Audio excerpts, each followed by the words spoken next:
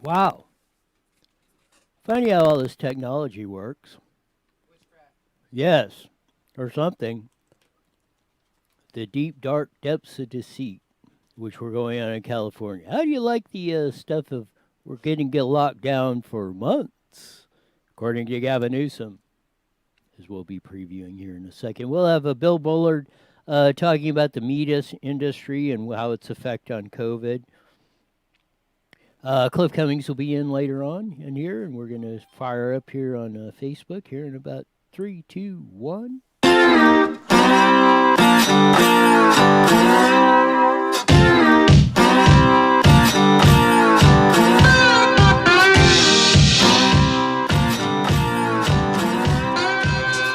Here you are. There's that funky slide guitar music that comes on every day 11:05 as you're tuning into the broadcast here on Newswire Live on Facebook and YouTube, as we do every day live at 5, as I said, and I'm repeating myself. Lots of news to get to today. Trump press conference of that with Governor Ron DeSantis. Some interesting stuff. Gavin Newsom coming up, telling you it's going to be months before I lift the stay-at-home order on California. Months means probably into 2021, possibly before he fully lifts the state order to stay at home where you are locked down and you must obey your new daddy in California. His name is Gavin Newsom.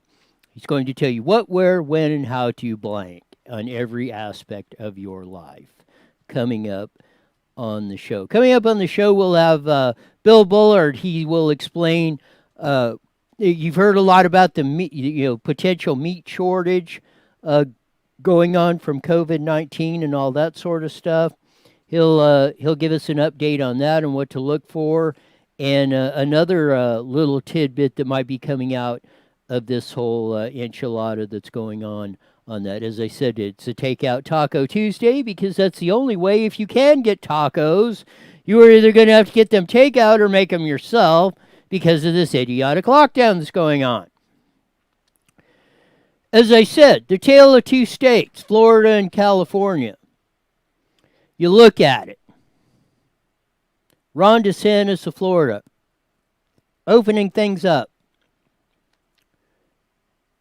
Gavin Newsom locking them down. Ron DeSantis, we're going to get our people back to work. We're opening up. We're going to get all this stuff, beaches open. We're going. We're building freeways. We're securing our nursing homes. Gavin Newsom, well, we're still working on nursing homes.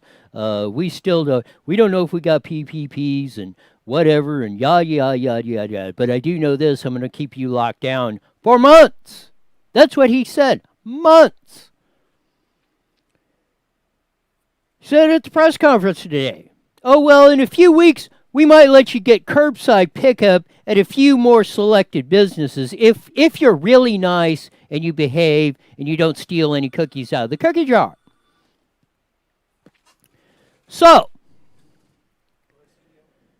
it's stupid what's going on in this whole enchilada. Ron DeSantis is up here opening up, building freeways, going across the whole board, and he's doing the whole. He's actually working for the people of Florida. Let's get it done. We're going to return not to a new normal. We're going to return as operations they were here in mid-March. So, we're looking at all the stuff coming up on the deal. So, play the Ron DeSantis clip right off the beginning. This is a short clip I want to play of Ron DeSantis, governor of Florida, who met with Donald Trump today. I know that people conflate all these around the country, but I kept construction going.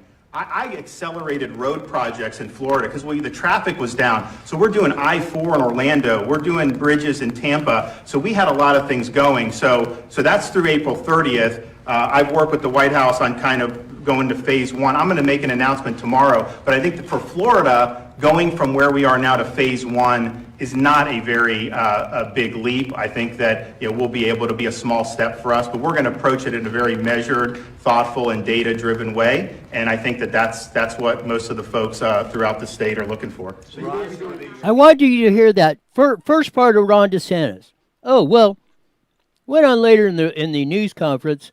Well, since there was no traffic, Ron DeSantis ratcheted up construction, put construction projects on the fast track, put people back to work because there was very little traffic in there. So the construction crews could get things done faster because they're not fighting the traffic. There's not as much. They can work longer, safer for them, and people needed to work, get to jobs, and keep what little left of the economy was going.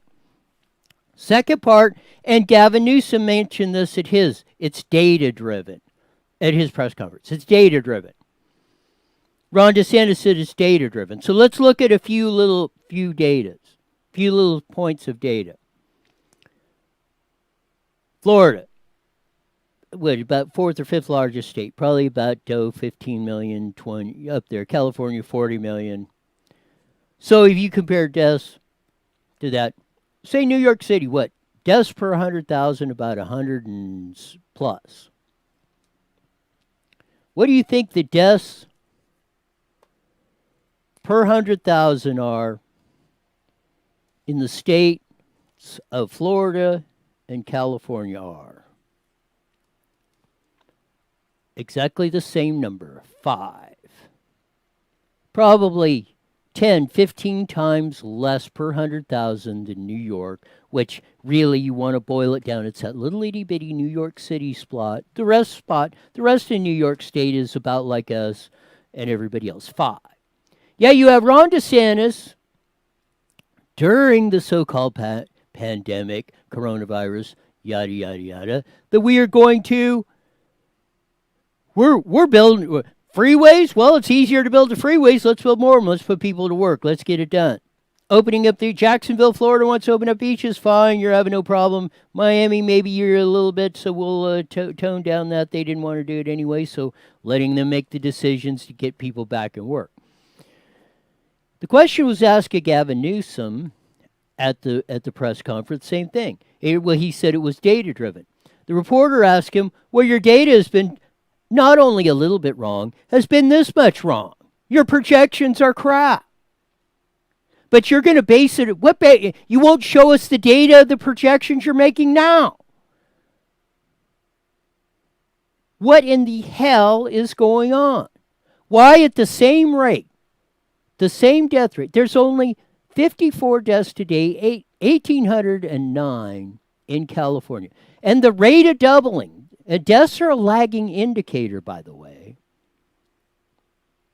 It went from 33 days to 34 days today, the amount of rate it takes to double for deaths to double in the state of California. 34! Right at the height of New York, it was doubling every 2 days. They're down to 15, 16, 17 days. And Newsom saying we're going to keep it locked down for months? Stay-at-home orders are not lifting to maybe weeks again. Oh, we might open up a couple. Barbershops, no, da-da-da. Ron DeSantis, and Governor Greg Abbott, as Brian Kemp has already done by May 1st, they say we're opening up most everything, most businesses on this stuff. Even Fauci said, well, maybe there was a different way to do this. We have never shut down the economy of the world or the United States or anything else over a virus. It has never happened. We didn't do it for the Hong Kong flu in '68, which killed 100,000. And I'm going to say about 150. You can check me on this, but it's probably about 150. Probably less than half the population or around that we have now. Probably 150 million. We're 330. So equate that out per population. We'd had over 200,000 die if the Hong Kong flu ran at the same rate as it did in '68. 66,000, I believe, 2 years ago in 17-18 flu season died of the flu. We didn't shut down the economy. We're at 50,000. Projections were going to come in around 65 to 70,000 total deaths on COVID-19. And nowhere else, at no other time have we shut down the economy trying to do this. On top of that, we've had experts coming in, all Dr. Hotze yesterday, Kelly Victory will be on tomorrow. We ran the tape of the Bakersfield doctors saying common sense biology has told you this is, and none of them disagreed with me, said I was right. You do these masks and these lockdowns to try and sanitize your world, the average life expectancy is going to start shrinking. Because you need the virus needs you. You need bacteria, the bacteria needs you. You will never develop a resistance to it if you never get it. And if you don't develop a resistance to it, it will kill you. This virus has only been to a specific community. If you're very old, have underlying condition, you're very elderly, you have underlying conditions, medical condition, I think it's in the higher 90%. They've been over 65 and had at least one serious underlying medical condition for them to die. Yet, in California or LA, according to Mark Garagos, who's suing on behalf of the some small business owners who are shut down, said, in nursing homes up until Friday, there was no mandate that you could not cohabitate or sit all at the same table in the nursing home where our most vulnerable population is. You've got to ask the question, why? Why is this happening? Why is Florida opening up and Gavin Newsom in California is continuing to lock us down and saying it's going to go on for months? You do this trigger. He said schools. Schools are in the third phase. He said they're not opening till about August 1st. So that's the time you're going to get. You're looking at third phase, and stay-at-home orders doesn't come till phase 4. And they went through all that. They won't. Gallagly, the mortician-looking guy, would not answer the question when the reporter asked him, your data's been crap. We have real-world data now that we can base this stuff on. Put your data out there and see what it is, because the data does not, in my opinion, or a lot of experts' opinion, does not support anywhere close to what they're doing. So what's the intention of this? So, you work each and every day at this stuff, and the big question is, why? Why is this happening? Okay, no problem. What time will you be there? So we come back each and every, all the time with this stuff. Okay,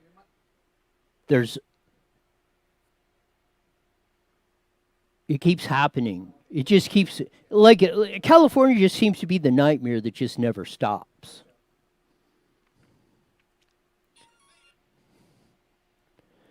You go each and every day,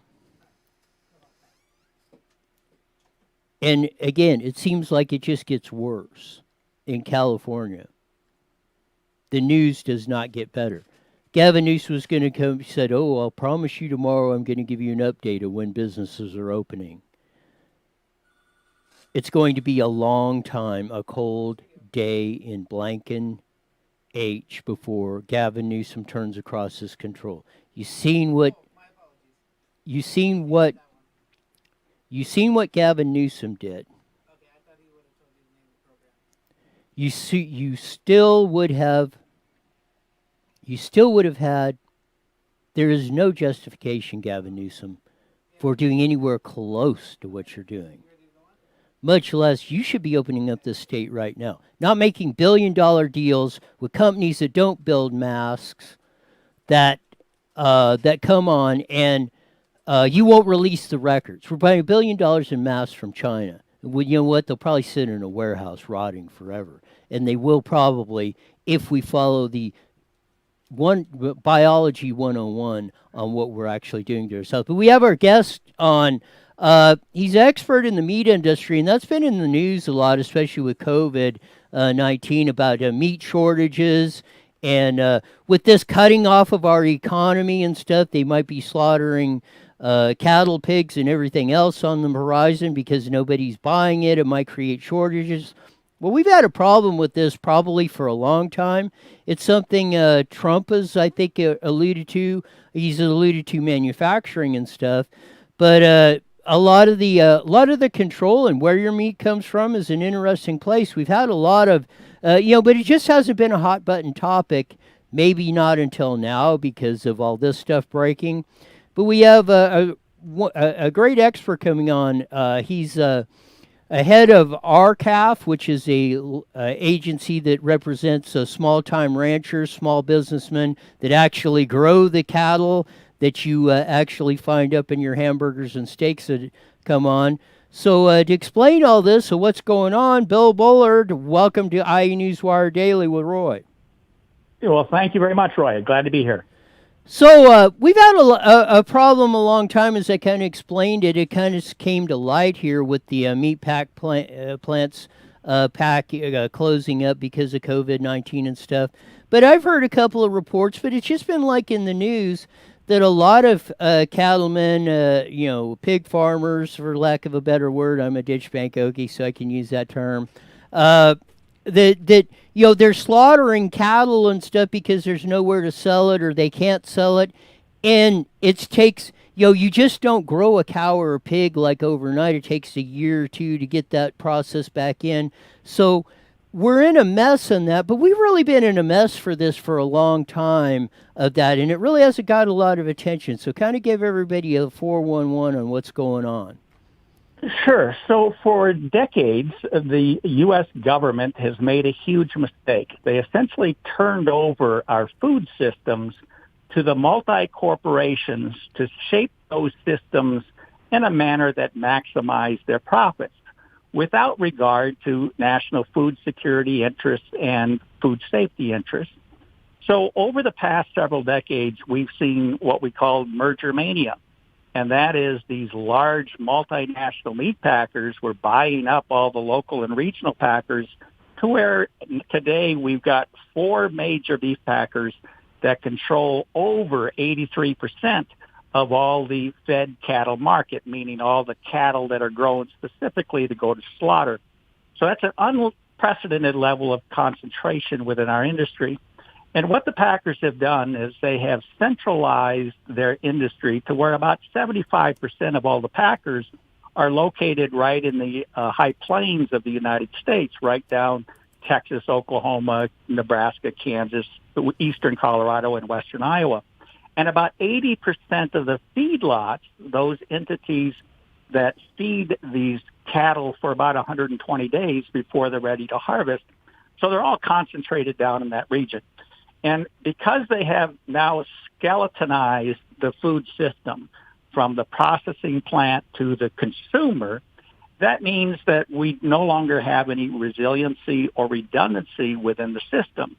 So in a crisis like this, if one of those monolithic plants closes or production slows down, they create havoc all along the food chain.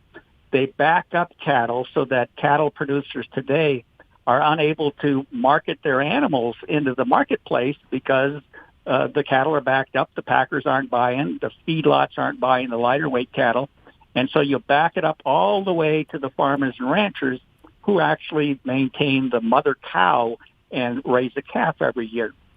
On the consumer side, the system is so skeletonized that if you close a plant, it breaks down the distribution chain and you begin seeing shortages of beef in grocery store shelves. So what's happened is we've lost sight of what was important to the United States. Back a half a lifetime ago, go back to 1980, we had hundreds of thousands of more cattle producers. We had tens of thousands of more feedlots, and we had hundreds of more meat packers, and they were scattered, they were disaggregated, scattered all across the United States. So if a crisis occurred in any area, any region, and closed one plant down, there would be multiple plants that could pick up the slack from not too far away. We've lost all of that. We had the most productive and efficient family farm system of agriculture the world has ever known. and we were the envy of the world. But we turned that all over to the multinational packers that have decided that globalization is the key, and they were going to begin sourcing beef and cattle from whatever country is the cheapest. So we've opened up our borders to beef from over 20 countries like Costa Rica, Nicaragua, Honduras, Uruguay, Argentina, Brazil, Mexico, Canada, Australia. And that beef is coming in, and it's displacing the market opportunities for U.S. cattle producers. So we've seen a drastic decline in the number of family farmers and ranchers that actually raise cattle. In fact, we've lost over 500,000 of them just in half a lifetime. And so what the cattle producer today is experiencing, as you indicated, this has been going on for a long time. The meat packers are trying to vertically integrate the cattle industry, which is the largest segment of American agriculture. And the important thing for listeners to know is vertical integration kills competition. And that's what's occurred in the hog industry, to where it is now industry controlled from birth to plate, and the poultry industry the same way, completely vertically controlled and owned by the multinational meat packers.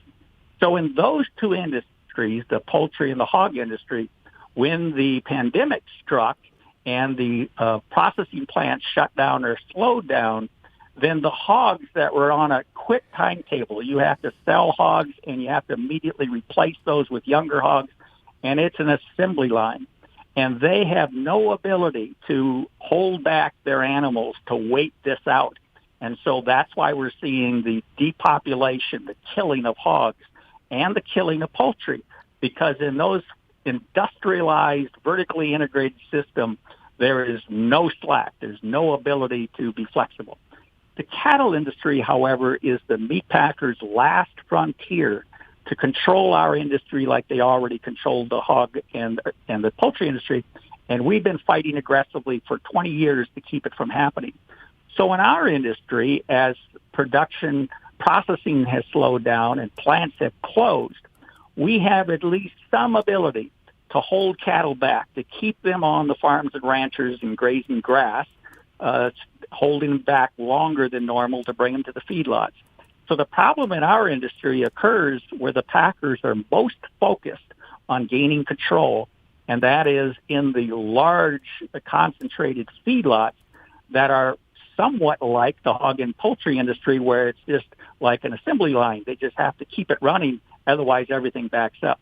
So that's where we have cattle that are ready for harvest, but they have no one to buy the cattle. And so they're trying to slow down the growth of those cattle to wait this out, and we'll see how long it's going to take. And I think the president has recognized how serious this has become and has now issued an order that all the meat packers keep operating. So we may not see the depopulation of the cattle industry, in other words, the killing of cattle, like we're currently seeing in the hog and poultry industries, because we fought hard and long enough to maintain at least some semblance of an independent, disaggregated system that the packers do not yet control.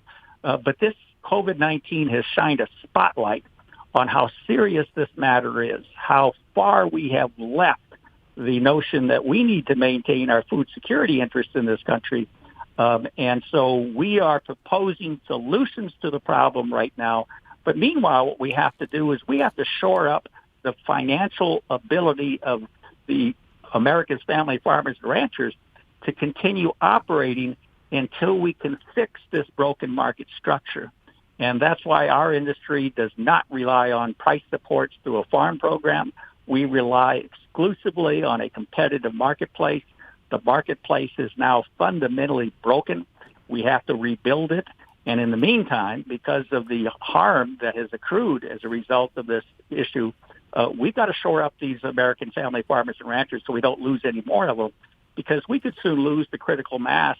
I want to stop you there because I want to get to that part of rebuilding the system. And I think the beef packing and the farmer is kind of one and the same, because I know Dennis Roth, he's up in Central California, but yeah, beef packers are pretty large but independent deal. He sold it out, like you said, a few years ago. I think, 80% of the beef is packed by four beef packers across, held by big corporations and stuff. We had Correct. the coronavirus breakout, and everybody's the meat prices rumored to be going way up. I think this is part of the supply chain of that. I think it goes all across the board, and you kind of said it with the. We've seen how our supply chain has been interrupted. Everything from tampons to toilet paper on this stuff as we created this fragile market that if one little piece goes of it wrong, it all falls apart. And we didn't have that before. We had a process, like you said, where if there was highs and lows or conditions like this, we could tide it through because we had lots of family farmers, we had lots of independent packers, we had lots of independent warehouses and stores and everything else. So our supply chain wasn't as fragile, and I think that's where we're getting down to. One thing I heard, and maybe you could confirm it, I've heard watch for beef prices to double or triple in the near future over all of this stuff that's going on. Well, and that, too, is a problem that has manifested itself in our industry long before the COVID virus. In fact, since January 1 of 2015, at that point, we saw cattle prices collapse inexplicably, and they collapsed all the way through the latter part of 2016. All the while cattle prices were collapsing, beef prices that consumers were paying were increasing, in fact, for another 8 months after the cattle prices collapsed. And that disconnect between the value of cattle and the price that consumers pay for beef has now existed in our marketplace for at least 5 years. And from 2017 forward, as cattle prices were trending downward below the cost of production, the price that consumers were paying for beef was trending upward. And that is a clear evidence of market failure within the structure of our industry. So then the COVID virus hit and slowed down some of these packing plants and created shortages of beef in the grocery stores. And we saw the wholesale beef prices skyrocket to never before seen levels. And we saw cattle prices collapse to prices where we were over a decade ago. So there's a complete disconnect here, and that's why you've seen so many members of Congress calling upon an investigation to determine whether or not price gouging is occurring. So this is a serious, serious problem. Consumers are already finding shortages of beef, and when they can find it, the price is exceedingly high. And in a small way, we're the largest trade association that actually represents the cattle farmers and ranchers. We have over 5,400 members in 43 states. So in a small way, we tried to help. When we first saw these reports of empty grocery store shelves, we developed an internet platform that would connect consumers to cattle producers who could sell beef directly to the consumer without having to go through these multinational meat packers. And so we launched that platform like in mid-March when this first began.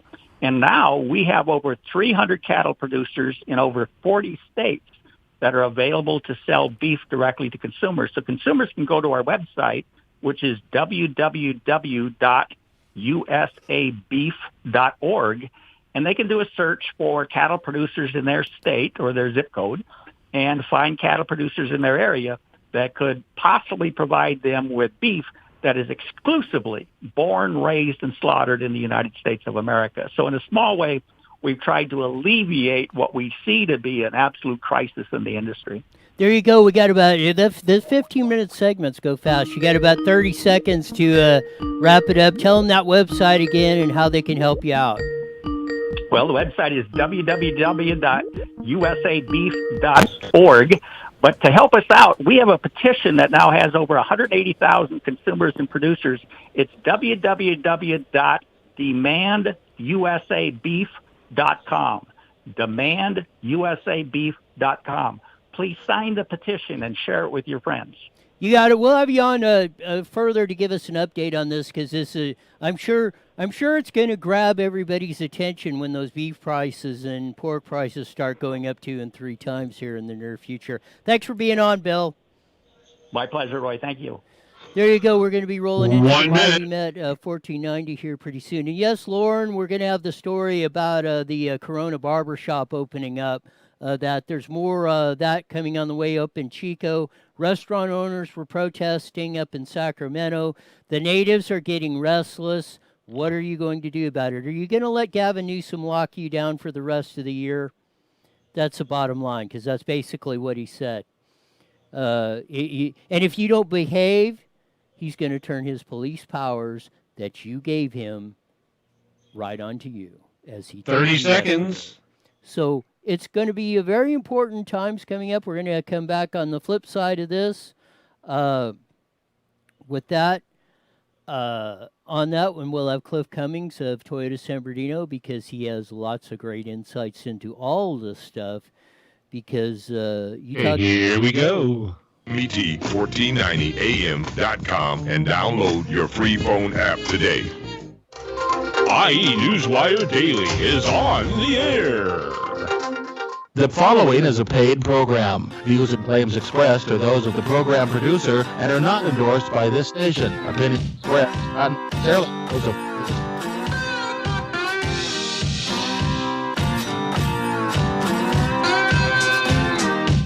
There's that funky slide guitar music that comes on every 5:30 on the Mighty Met 1490, broadcasting all over the Inland Empire. This is IE Newswire Daily with Roy sitting in today.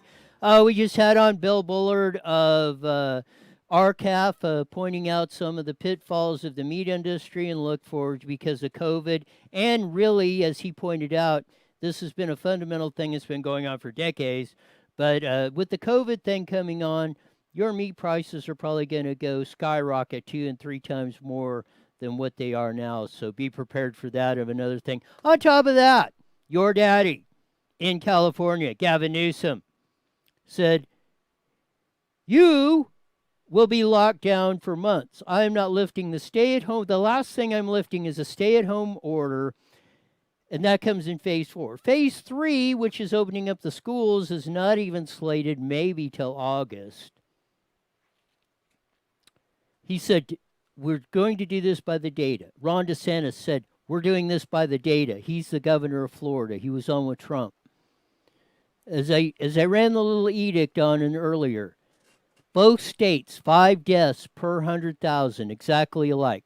Ron DeSantis, during the panic, got construction crews out to work on the roads because there wasn't many people on the roads. Construction crews not only were more safer, but they could get the jobs done faster, less traffic, less hassles. On top of that, the people needed the jobs, and they were outside, and they were not going to get COVID. You know, your chance of dying of COVID, the average person, is like 0.001%.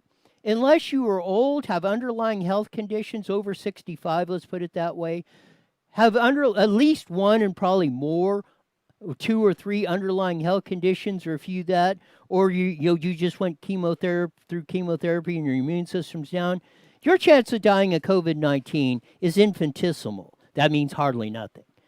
We've never locked down the economy, screwed up our whole state, our whole country over this, had this panic, and even Fauci said, well, maybe we could have done this a different way. Well, duh, that's a little bit late now, but since there is no panic, our healthcare system is not getting overrun, never could be. This is the United freaking States of America. We can build a 2,500-bed hospital, our military, in 3 days, as we did in the Javits Center in the heart of this pandemic in New York City, where they do have a very large problem because it is a hellhole of deceit, destruction, and despair.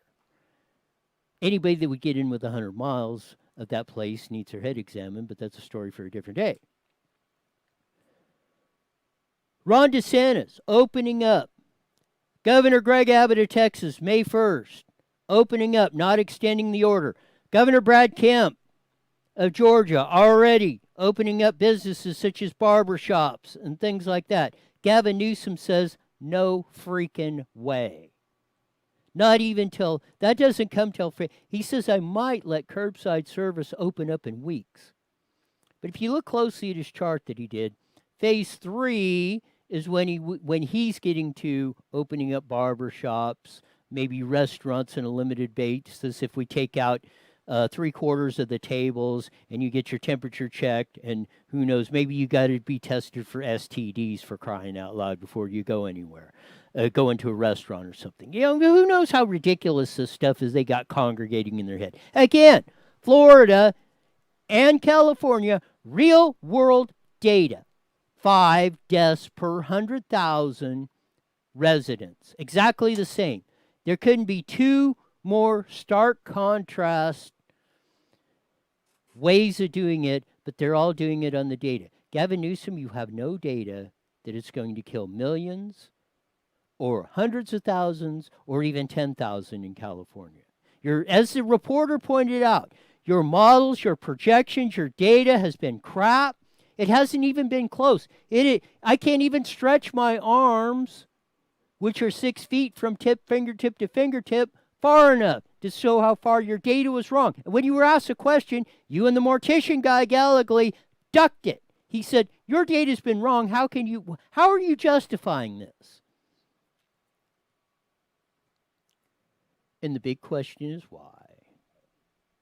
Because that's why I call them the Siamese twins of governors, Andrew Cuomo and Gavin Newsom.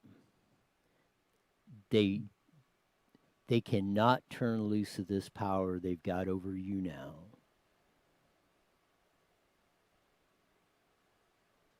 They're going to keep you. Gavin Newsom says, by his projection, he didn't directly say it, but he said it's going to be months before I run the stay-at-home order. Stay-at-home order does not get released until phase 4, which they're not even talking to open the schools in phase 3 till August.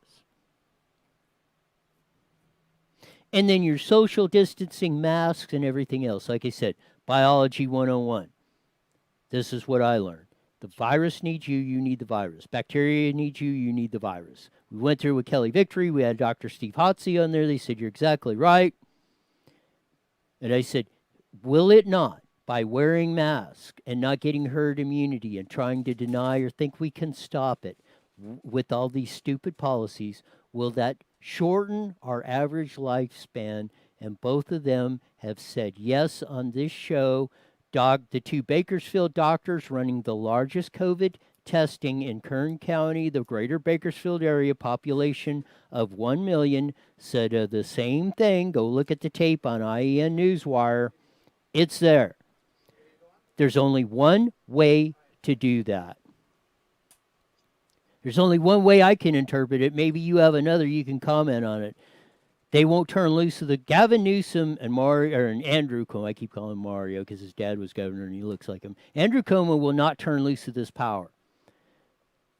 Trump and even more, I think Brian Kemp, governors of Georgia, Texas, and Florida, Ron DeSantis, Greg Abbott, and Brian Kemp, who are or will on May 1st start kicking the floodgates open and start getting their states back to work. Well, Gavin Newsom tells you today on his update, it's going to be months before I release the stay-at-home order. It will be weeks before I maybe release a couple more businesses for curbside service. It will be past August or later before we open up barbershops or restaurants, possibly on this stuff.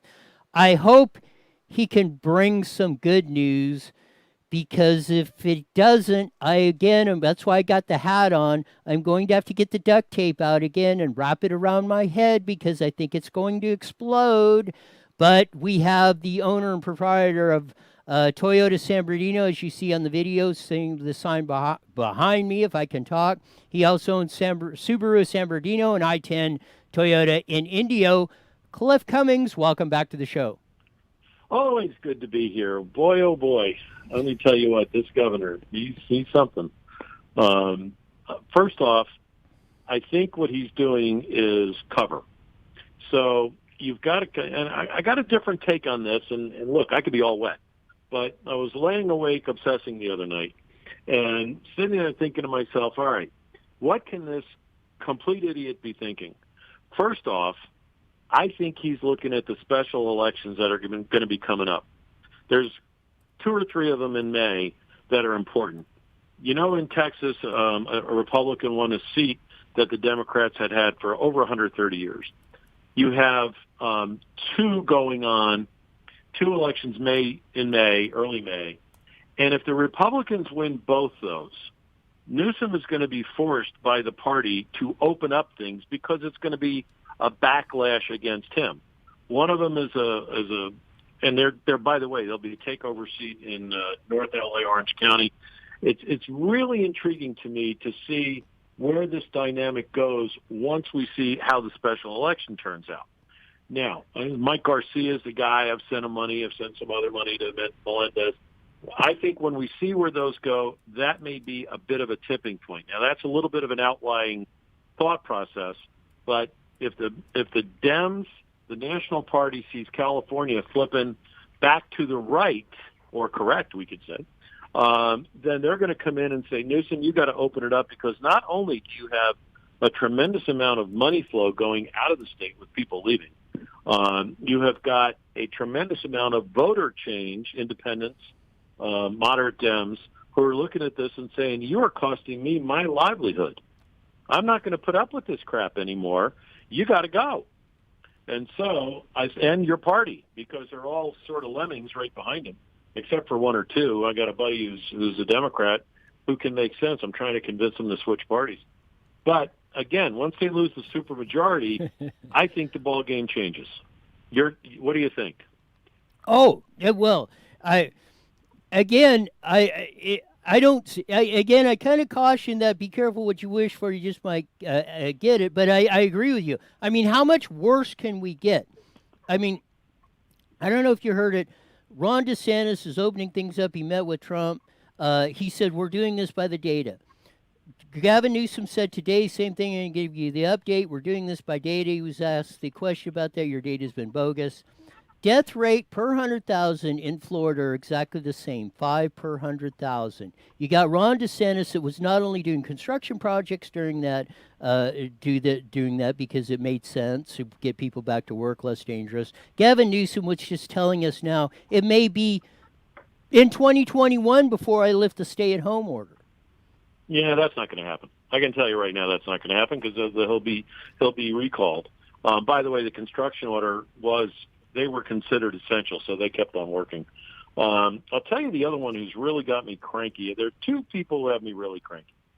One is, I've named her Governor Whitmer in Michigan, Whitmer. Yes. She is now she's the COVID queen. Oh, yes. Just like the acid queen from Tommy. She's the COVID queen. You just read what she's spewing out there. And what she deemed is certain manufacturing plants are non-essential. So in Michigan, there's a lot of parts made for automobiles that are mandatory to have in the cars. She shut them down. So what she's done now is she's gone against the union because the union can't work because she won't let the parts be made to go to Detroit and other places, Texas, Oklahoma, that will not allow, Windsor, Canada, will not allow the car to be built because that essential part's not being done because this whack job has closed her state down. So she's another one who may go. The other one I got is Drudge. This guy, I am telling you, I used to read Drudge all the time. Now I almost want to avoid it. He is nothing but bad news, and bad news sells. Look, I get that. I do a lot of media stuff. Bad news sells. But right now, you got to start putting some good news in there. Now, Trump's at 43%, which if you listen to MSNBC, he's at 3%. But he's at 43%. That's the first good news that I've seen published about Trump in a while, along with the Republican governors who are backing him and getting people back to work. The other thing that was done wrong, and I'm going to blame the Trump administration about this, and Mnuchin was the guy who wrote this, that the paid layoffs, you've got people out there who are being paid more to not go to work than to go to work. And that crap's got to end. Like, they got to roll that back right away. You gave the Lakers money. Now, they sent it back, but imagine the heat that you're getting in the administration, okay, and in the Laker organization about taking the dough that could have gone to a mom and pop, whatever business. You pick it, whatever you want to say. And that was just a horrible, horrible decision. And I can tell you that what they instituted today, and it could be yesterday, because believe me, every day is Groundhog Day. Yeah, you got it. I couldn't have said that better. That they're going to scrutinize, and I think the Laker thing was one of the points here, is that the catalyst for this is that loans over $2 million are going to be looked at again.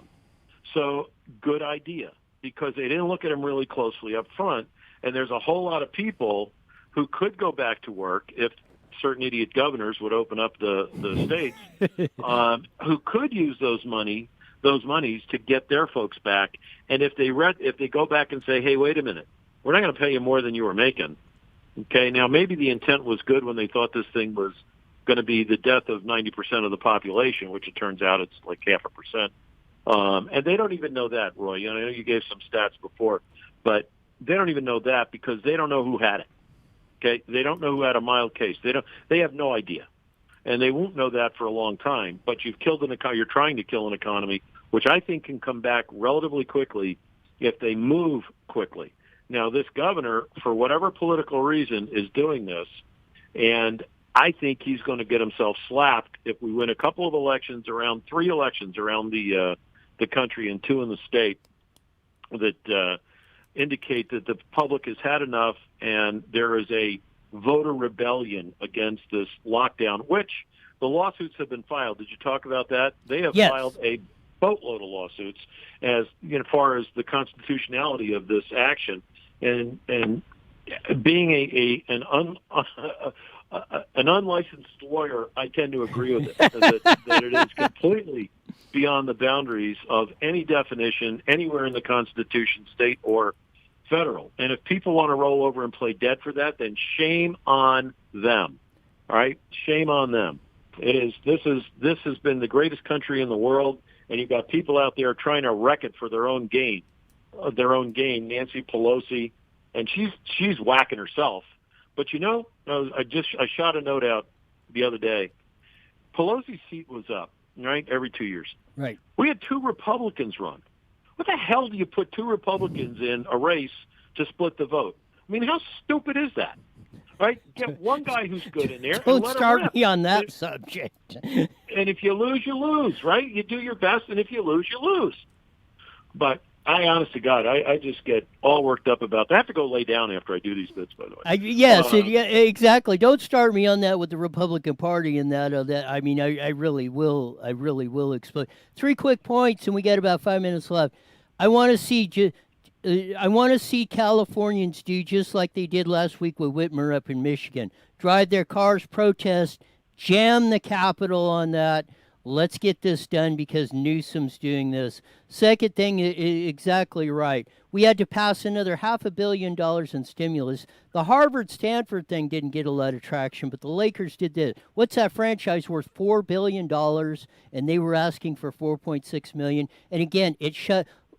Look at the thousands and tens of thousands, hundreds of thousands of reports of small businessmen that couldn't get in, couldn't get theirs, couldn't get that actually that needed the help, and the help was for.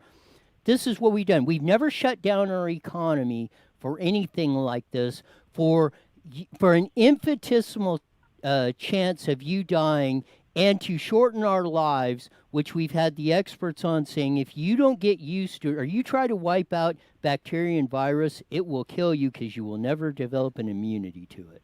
Exactly right. That's why you let babies crawl around on the floor, right? They pick that stuff up. The puppy runs, and then the baby goes, and then they build up an immunity. I absolutely agree with that. And again, the people who have a high mortality rate have an existing precondition, and when they put 3,500 or 3,900 bodies in New York who never were tested as part of a COVID death count, then you know that this is a load of crap. And I'm sorry, I am a Trump supporter, but in this case, he's got to get strong and get these fakers off the air. This is enough. And I know that Barr is trying to do it. Pence is trying to do it. I've got friends over there who are trying to do it. And this just has got to change, because to destroy a country and an economy that is the best in the world and was the best in the world for 2.5, 3 years, that It's nuts. And when you've got, I don't want to sound like Michael Savage, but when you've got sheeple who are just rolling over and playing dead for some of these governors, it is beyond comprehension to me that and of course they might be getting paid more to stay home than to go to work. There you go. Think about that. There's a percentage of that, and that's shameful.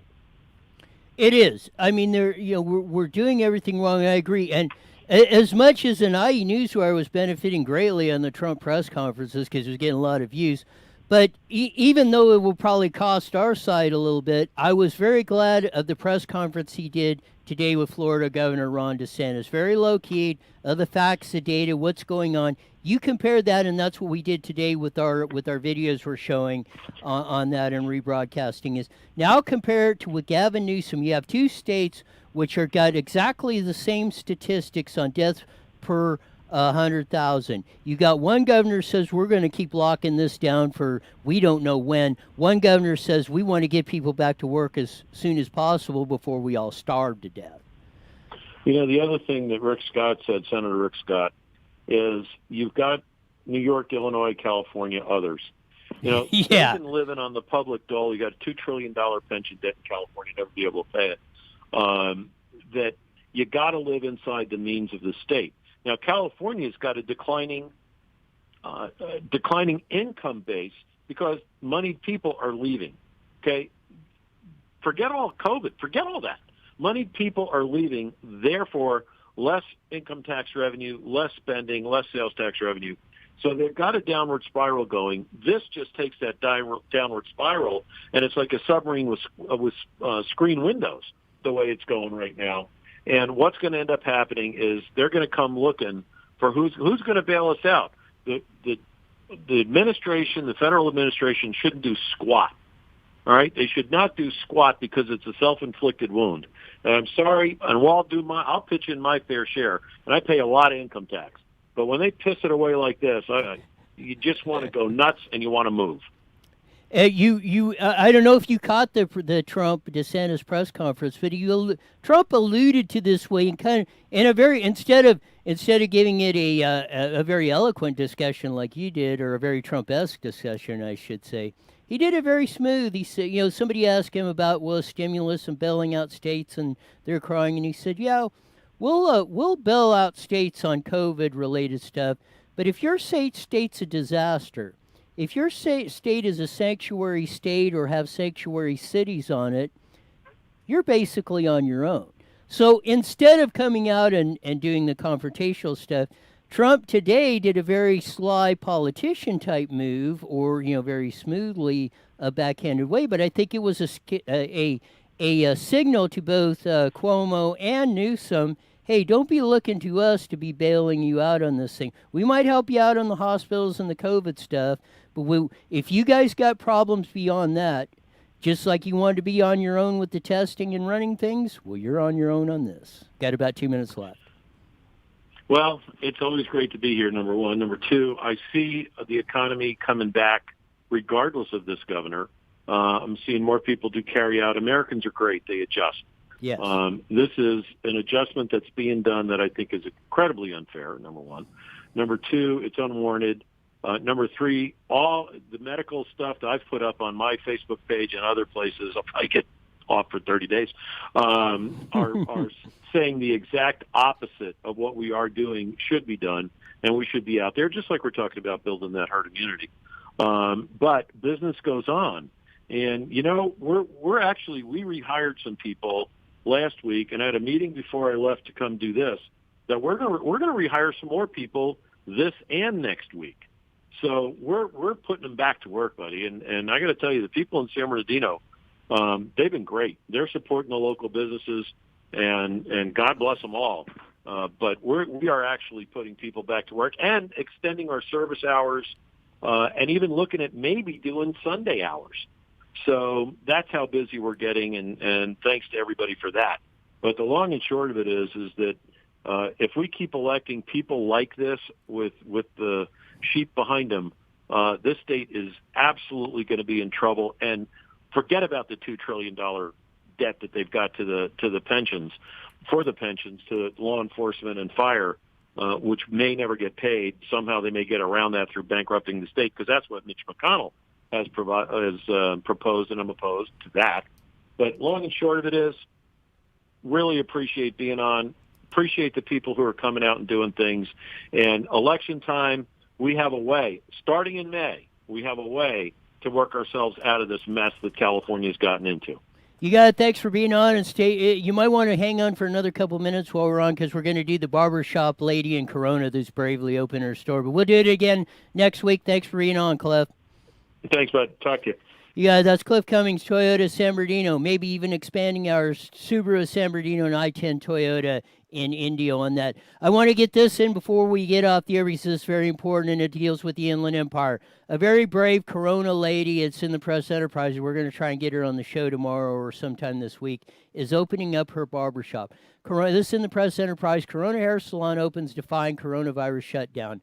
Roll up the story. This is by Dave Downey. A Corona Hair Salon opened Monday morning, April 27th, in defiance of a state order that has shuttered businesses deemed non-essential, including haircutting operations for more than a month in response to the coronavirus pandemic. Kyra Baronian, owner of Lather Studio in Corona and a hairstylist at the salon, said she opened her doors at 9 a.m. 5 of the salon's 22 stylists planned to cut hair Monday, while the others intended to return later, said some of the stylists weren't coming back. But Baronian declined to say how many. So there you go. She's opening up. We're going to try and get her on the show. Again, tale of two states with the same death rate per 100,000, 5. And your infinitesimal rate of dying, chance of dying in this is infinitesimal.